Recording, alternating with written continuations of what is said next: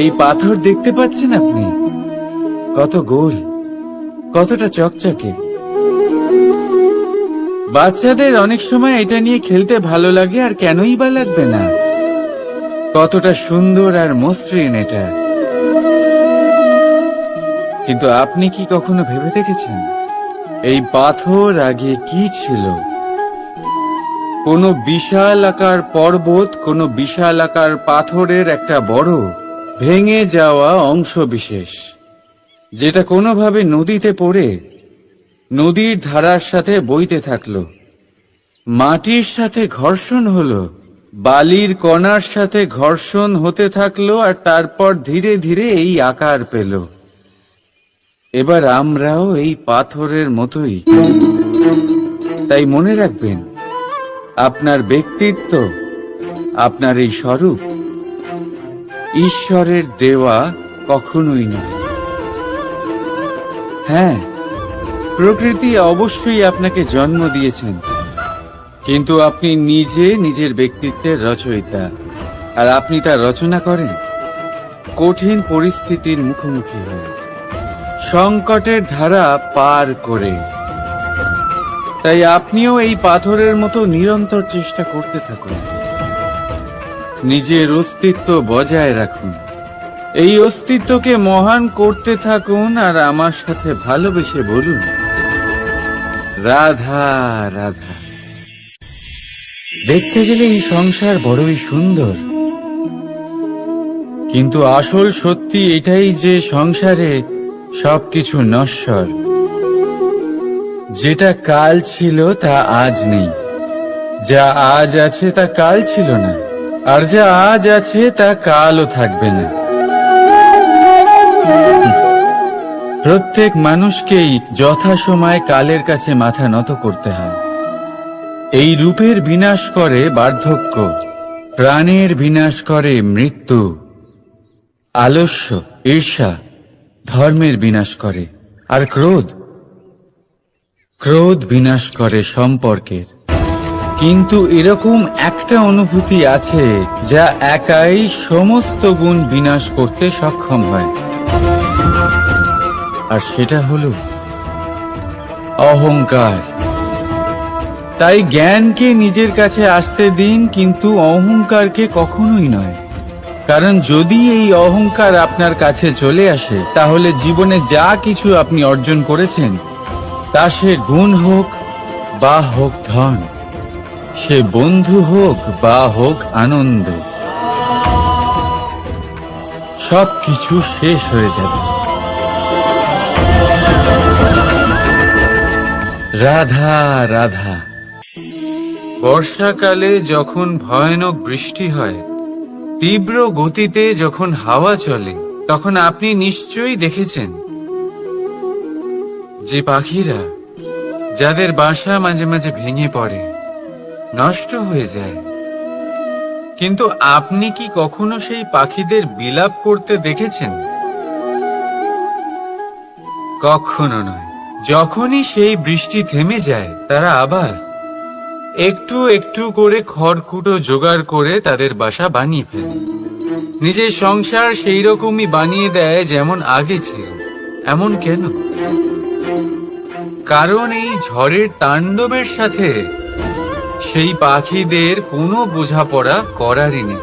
তারা শুধু সেটাই করতে থাকে যেটা তাদের হাতে আছে, আর সেটাই হলো, আর এটাই হলো সুখী জীবনের মূল মন্ত্র।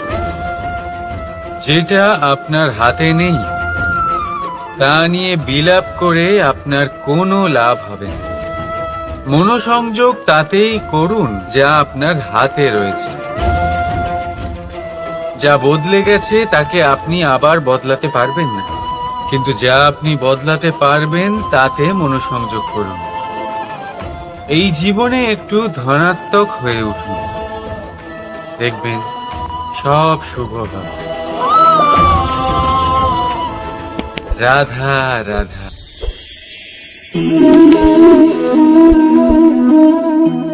ছোটবেলায় একটা জিনিস আমি কখনো বুঝে উঠতে পারিনি। আমি সবসময় আশ্চর্য হয়ে থাকতাম যে এটা কি করে সম্ভব হতে পারে। ব্যাপারটা ছিল এরকম, আমি আমাদের গোয়াল ঘরে দেখতাম ভিন্ন ভিন্ন রং রূপের গাভী, কারোর রং কালো তো কারোর রং সাদা, কেউ খয়েরি তো কারোর রং বাদামি।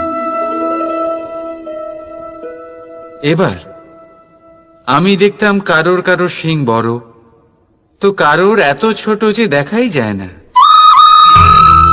কোনো গাভী আকারে ছোট ছিল তো কেউ একটু বড়, কিন্তু যখন সেই সব গাভী দুধ দিত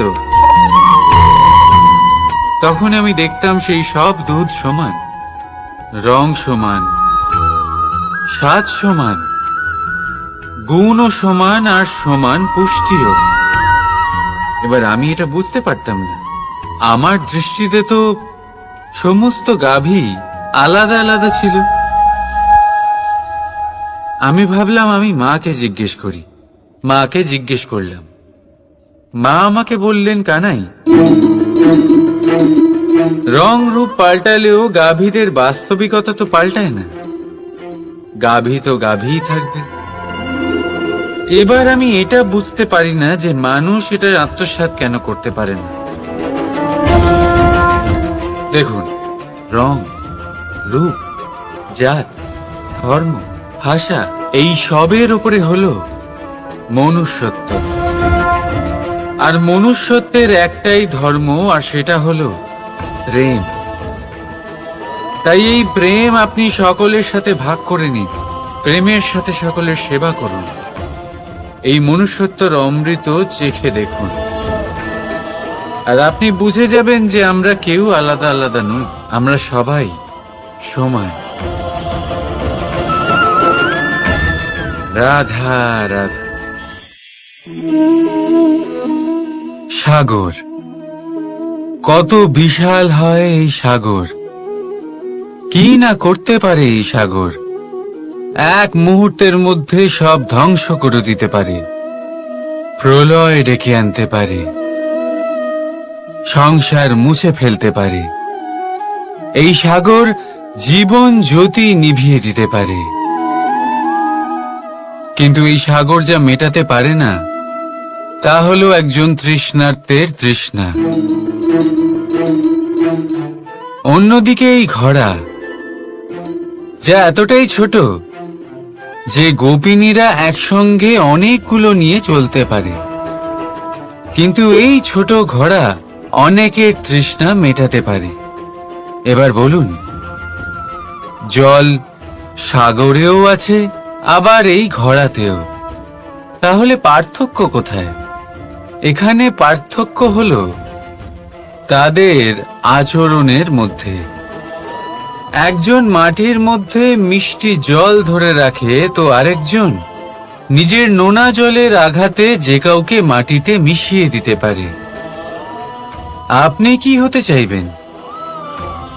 সাগরের নোনা জল হয়ে কারোর আশা চূর্ণ বিচূর্ণ করে দিতে, নাকি মিষ্টি জলের ঘোড়া হয়ে কারোর তৃষ্ণা মেটাতে? সিদ্ধান্ত আপনার। রাধা রাধা। কতবার এমন হয়, আপনি কোনো কাজ করার জন্য কাউকে দায়িত্ব দেন, কিন্তু সেই ব্যক্তি সেই কাজ সম্পন্ন করতে পারে না, অসম্পূর্ণ রেখে দেয়, অথবা ঠিকভাবে করতে পারে না। এবার এই পরিস্থিতিতে কি হয়? আপনি ক্রুদ্ধ হয়ে যান, তার উপরে আপনি রেগে যান, তাকে তিরস্কার করেন, আর তারপরে সেই কাজ সম্পন্ন করতে আপনি নিজেকেই নিযুক্ত করেন, আর শেষ পর্যন্ত সেই কাজ সম্পন্ন হয়েই যায়।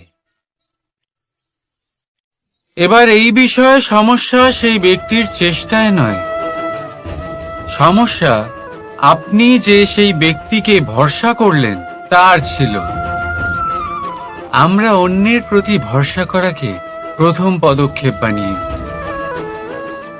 আর নিজের উপরে বিশ্বাসকে শেষ সম্বল।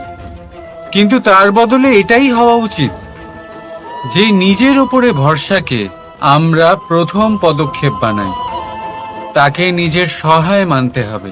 যদি